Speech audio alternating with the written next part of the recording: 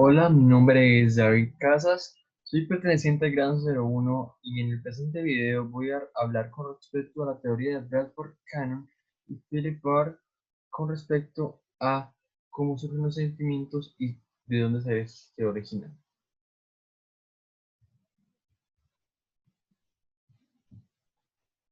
Los autores, como se había anunciado anteriormente, pues son Philip Barr y Walter B. Cannon.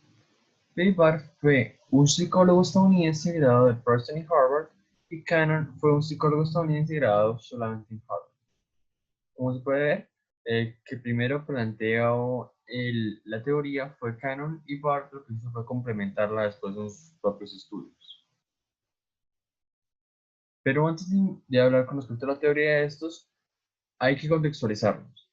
La teoría que predominaba en la psicofisiología antes del surgimiento de la teoría de Barth y Cannon es la teoría de James Lange, que plantea que el estímulo en el hombre genera una respuesta que se genera, y después de esa respuesta generada se da un sentimiento, una emoción, o como se denomina, una experiencia emocional. Entonces, si llegamos a colocarlo esto en un ejemplo, vamos a decir, digamos, un estímulo es un hombre ve a un oso, entonces ese genera una respuesta en el hombre que es correr, dado que puede entenderse como una posibilidad de peligro, y después de haber corrido y ya se hace seguro, se genera un sentimiento de miedo, angustia. Entonces, este es el planteamiento principal de Lens Lang. Se genera un estímulo, este lleva a cabo una respuesta, y después de que llegue a esta respuesta, el hombre lleva a cabo una experimentación de un sentimiento o una emoción. La teoría de Cannon y Barth cambia este planteamiento. Propone que primero se da un estímulo, este estímulo genera una emoción o un sentimiento, el cual a través del cerebro genera una respuesta inmediata para solventar o para reaccionar con respecto a este estímulo, que puede ser positivo o negativo. Entonces, ellos plantean que las emociones preparan al organismo para situaciones en las cuales este puede verse en peligro. Como por ejemplo, si hiciéramos esto con respecto al ejemplo anterior, pues digamos el estímulo seguiría siendo el oso, pero este, en vez de este generar la reacción, como muestra en el anterior diagrama, este genera la emoción del miedo, el sentimiento del miedo, el cual, tras una reacción en el cerebro, genera la respuesta del hombre a correr, o de la persona a correr, que es la respuesta con respecto al estímulo. Es una respuesta inmediata a través del sistema nervioso, que es otro avance, sobre todo en esta teoría, dado que esta se da cuando se da un mayor conocimiento del mismo. Entonces se refiere a él en el sistema nervioso somático y el sistema nervioso autónomo. Entonces, y la parte principal con la cual se considera se basa en se generan los sentimientos es el hipotálamo o el tálamo. Entonces se considera esta es la que se encarga de regularlos y de definir las respuestas ante que estos generan. Entonces sería esa respuesta inmediata, según este planteamiento, son generadas o son relacionadas directamente con el hipotálamo, que es una parte del cerebro. Y además, cabe mencionar que Cannon plantea esta teoría sobre todo a cómo funcionan los signos de conducta, cómo funciona la conducta correcta de la emoción con respecto a estos procesos cerebrales que se consideran un nuevo método de estudio cuando salen, que es apropiadamente más o menos a inicios del siglo XX. Dentro de los planteamientos de Cannon se afirma la siguiente frase: los mismos cambios viscerales ocurren en muchos estados emocionales diferentes y en muchos estados no emocionales. Para contextualizar esta afirmación, hay que mencionar que Cannon realizó experimentos en los cuales a animales se les cortaba una parte de su sistema nervioso, los cuales dificultaba su reacción con respecto a ciertos estímulos. Entonces, estos animales sesgados de cierta parte de reacción, se les fue se les experimentó con reacciones a estímulos. Entonces, se les presentaba estímulos y se veía su reacción. Que en el experimento se menciona que estos, pues, a pesar de haber sido posibilitados en cierta parte por ser afectados en su sistema nervioso, presentaban reacciones. Entonces, según lo que planteaba, esto confirmaba la teoría de Cannon. Mencionaba que al estos animales tener esa reacción prácticamente emocional antes que una reacción, eh, una respuesta a ese estímulo, pues que esto confirmaba lo que él planteaba y que no importaba si así él tuviera o no tuviera la posibilidad de ese sistema nervioso, dado que a pesar de su ausencia presentaban estas respuestas que eran precedidas por un sentimiento.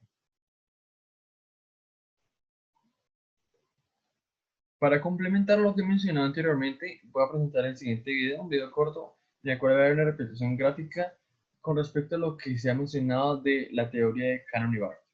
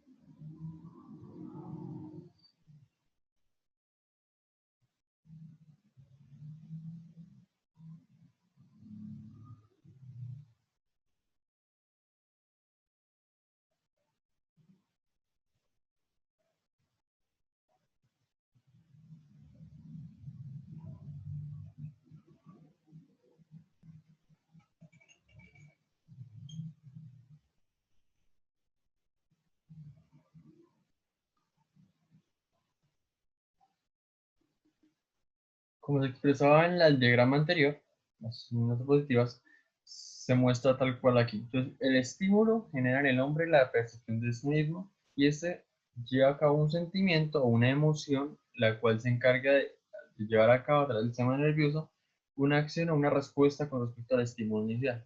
Tal como se presenta en esto el estímulo serpiente, cual genera miedo en el hombre y este lleva a cabo una respuesta en su parte facial. Entonces, críticas esa teoría con respecto a la sociedad psicofisiológica. Entonces, varios grupos consideran que esta teoría es errónea en cuanto a que la expresión considera, esa teoría Barth y Cannon consideran principalmente que toda expresión emocional tiene siempre estar antecedida por una experiencia emocional. Cuando ciertos, eso no necesariamente es así.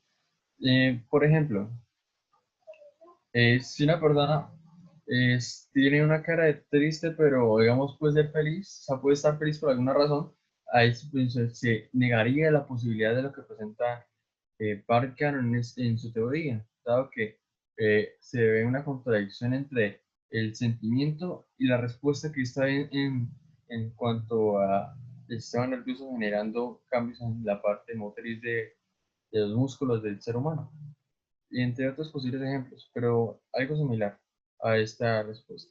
Entonces, además que Cannon posee en su teoría una visión muy objetiva con respecto a los sentimientos, dado que este desvaloriza cualquier visión subjetiva con respecto a los sentimientos, ocasionando que se dificulte como tal un estudio consciente o consistente con respecto a los sentimientos, que es la base principal de esta teoría, lo que busca comprender. Y otra crítica que se le da es con respecto a que, como mencioné anteriormente en el experimento, Cannon ve la experiencia emocional animal como un igual con respecto a la experiencia emocional humana. Y pues no necesariamente van a manejar el mismo sentimiento, dado que al omitirse la parte subjetiva, no se conoce como tal qué sentimientos pasan por los animales o qué sentimientos puede pasar un ser humano, dado que se desconocen o incluso se ignoran, se omiten con respecto a esta teoría lo que plantea Barkan. Principalmente a esto se refiere la teoría Barkan con respecto al origen de los sentimientos y las respuestas con respecto a estímulos en un medio, a lo que nos puede rodear, y a esto precisamente refiere todo lo que es Barkan. Aquí les presento las referencias en las cuales me basé para llevar a cabo la presente presentación. Agradezco su atención y espero que hayan comprendido cada parte de la teoría de Barkan.